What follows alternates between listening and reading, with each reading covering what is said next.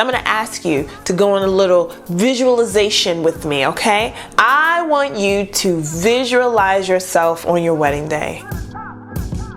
Everyone's silent, waiting on bated breath. Is that how it goes, bated breath? You open your mouth to say your vows, and then suddenly we hear this.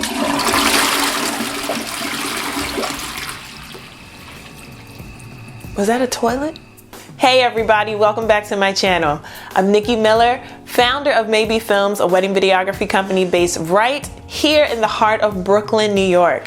Okay, so I'm sure you're like, that's random. Why would I hear toilet during my vows? You just might hear a toilet during your vows because you didn't go over the etiquette of live streaming. But don't worry, I am here to give you some live streaming etiquette tips. But before we get into all that, I am going to ask you to like this video if you haven't done that already, to subscribe to my channel if you haven't done that already, no judgment, and to make sure that you turn on the little bell notification. You'll get a little notification to let you know just when I am posting new content. So in the last video, I gave you a step-by-step guide on how to add a live stream to your wedding ceremony. If you didn't get a chance to check that video out, I'm gonna put the little note card here for you to go ahead and click on that. We tend to think of all the technical issues that could go wrong when live streaming an event. But what we forget to consider are some of the acceptable and non-acceptable behaviors when it comes to live streaming. So you enforce the dress code for your guests that are coming to your wedding in person.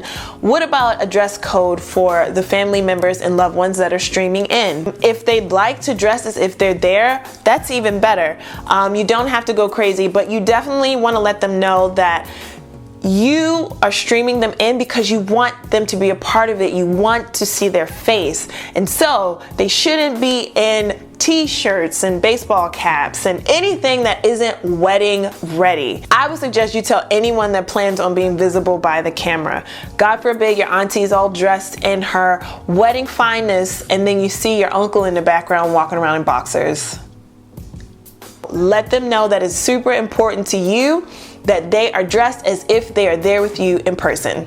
The next thing I would suggest is for you to pick a platform where you can mute the microphones on your end. Sometimes our loved ones are not that tech savvy, especially our older loved ones.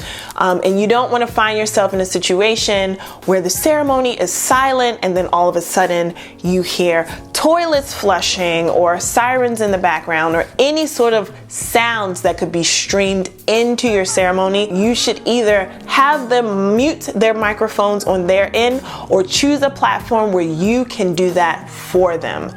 Trust me, you will not regret it. My next suggestion would be for you to tell your loved ones to pick a location to live stream that has low background distractions. Again, we can see them. Sometimes they forget that. The feeling of the live stream should be that they are there physically, even though they aren't. So as your guests that are there with you are sitting quietly in a low distraction area, you want to have your loved ones that are streaming in also mimic that sort of location. So yeah guys, really short video today, but still very important nonetheless. You know what I would do if I were you though? I would, after this video, just take a moment to look around my channel, look at some of my weddings, look at some of my other videos, you know, make yourself at home. So until the next video, you guys, take care.